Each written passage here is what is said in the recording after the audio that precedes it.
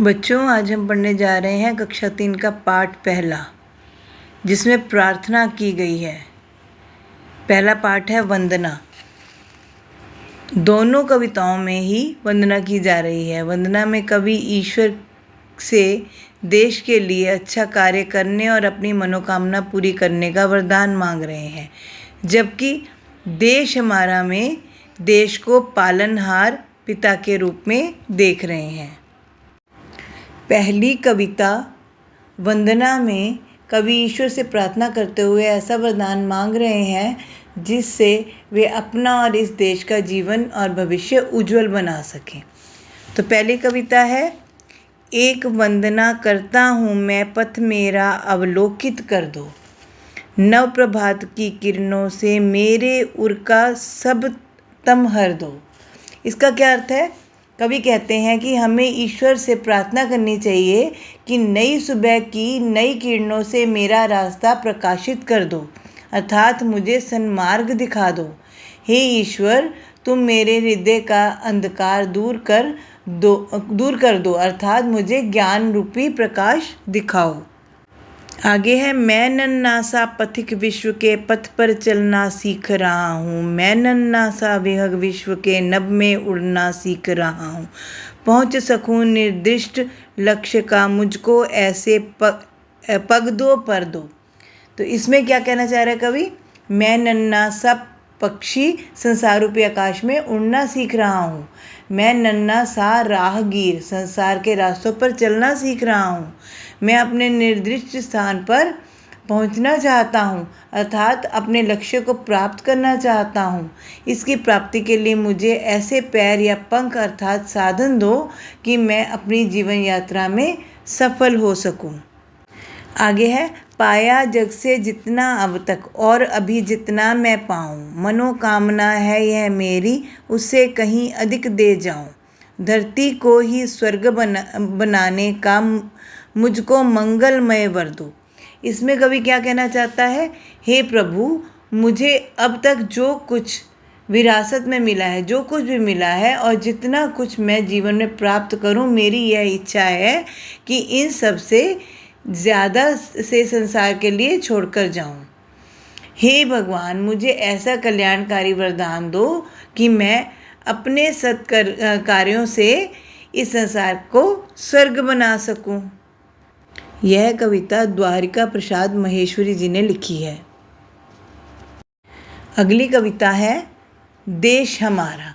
इस कविता के माध्यम से कवि कह रहे हैं कि हमारा देश पिता के समान है, वह हमारे ऊपर अपना सब कुछ न्यौछावर करता है, इसलिए हमें भी उसका सम्मान करना चाहिए और अपने कार्यों से उसका मान बढ़ाने का प्रयास करना चाहिए। पिता तुल्य है देश हमारा, हम सब का यह पालनहार, सुख हर देता दुख हर लेता, नमन देश को शत शत बार।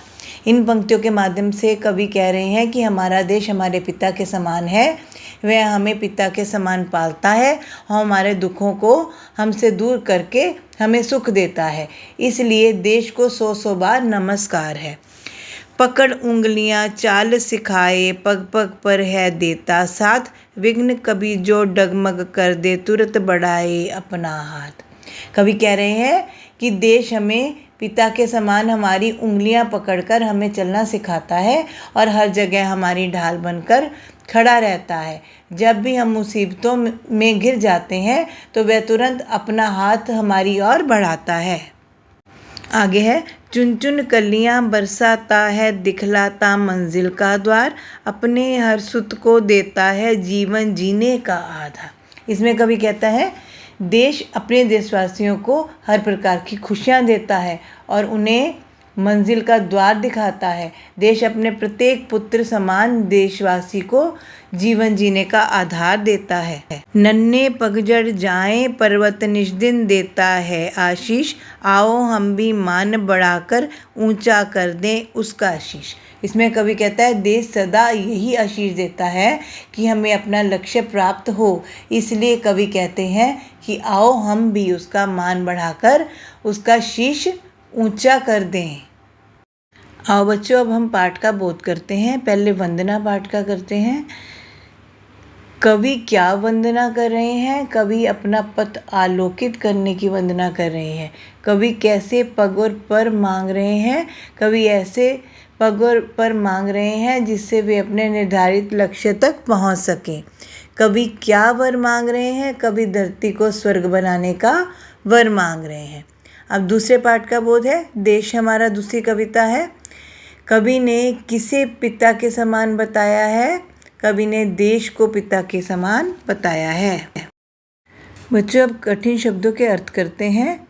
वंदना पाठ के शब्द अर्थ हैं: वंदना प्रार्थना, उर हृदय, तम अंधकार, पथिक राही, निर्दिष्ट निश्चित, पर पंख, मनोकामना मन की इच्छा, स्वर्ग देवलोक, मंगलमय शुभ। अब दूसरे पाठ के कर रहे हैं। देश हमारा तुल्य के समान, पालनहार पालन पोषण करने वाला, नमन प्रणाम, पग कदम, विघ्न कठिनाई, मंजिल लक्ष्य, सुत संतान, आशीष आशीर्वाद। चलिए अब हम पाठ के लघु उत्तरीय प्रश्न करते हैं। कवि किससे अपना हृदय अंधकार को दूर करने की प्रार्थना कर रहे हैं? कवि ईश्वर से अपने हृदय के अंधकार को दूर करने की प्रार्थना कर रहे हैं। लक्ष्य की प्राप्ति के लिए नन्हे पथिक को क्या चाहिए? लक्ष्य की प्राप्ति के लिए नन्हे पथिक को पग और पर चाहिए। देश को किसके समान बताया गया है? देश को पिता के समान बताया गया। अगला है सही विकल्प पर सही का निशान लगाएं। मेरे उर का सबतम हर दो का सही अर्थ है: मेरे घर में सूरज का प्रकाश भर दो, मेरे अंदर का अज्ञान दूर कर दो, मेरे हृदय को बिजली की रोशनी से भर दो। तो सही उत्तर है मेरे अंदर का अज्ञान दूर कर दो। अगला है देश क्या हर लेता है? सुख दुख चाल। उत्तर है दुख। आगे है सही अर्थों से मिलाइए। निर्दिष्ट लक्ष्य, निश्चित किया हुआ उद्देश्य, तम हर दो, अज्ञान दूर करो, स्वर्ग बनाने का, सुंदर रूप देने का, पालनहार पालन पोषण करने वाला। आगे है पंक्तियाँ पूरी कीजिए। एक वंदना करता हूँ मैं, पथ मेरा आलोकित कर दो, नव प्रभात की किरणों से मेरे उर का सब तम हर दो। अगला है नन्हे पग चढ़ जाएं पर्वत, निज दिन देता है आशीष, आओ हम भी मान बढ़ाकर ऊंचा कर दें उसका शीश। अब हम इसके दीर्घ उत्तरीय प्रश्न करते हैं। कवि पथिक और पंछी बनकर क्या कर रहे हैं? कवि पथिक और पंछी बनकर विश्व के पथ और नभ पर चलना और उड़ना सीख रहे हैं। कवि की क्या मनोकामना है? कवि की यह मनोकामना रही है कि उन्होंने जितना भी इस जग से पाया है उससे कहीं अधिक दे जाएं। देश हमें क्या देता है और क्या हर लेता है? देश हमें सुख देता है और दुख हर लेता है। बच्चे देश के लिए क्या करना चाहते हैं? बच्चे देश का मान बढ़ाकर उसका सिर विश्व में ऊंचा करना चाहते हैं। आगे है पाठांश पढ़कर प्रश्नों के उत्तर लिखिए। मैं नन्हा सा पथिक विश्व के पथ पर चलना सीख रहा हूँ, पिता तुल्य है देश हमारा, हम सब का यह पालनहार। अब ये दो अलग अलग पंक्तियाँ हैं। इसको प्रश्न है पहला, पथिक कैसा है? नन्हा सा। पथिक कहाँ पर चलना सीख रहा है? पथिक विश्व के पथ पर चलना सीख रहा है। पिता के समान किसे कहा गया है? देश को पिता के समान कहा गया है। पालनहार शब्द के लिए वाक्यांश लिखिए।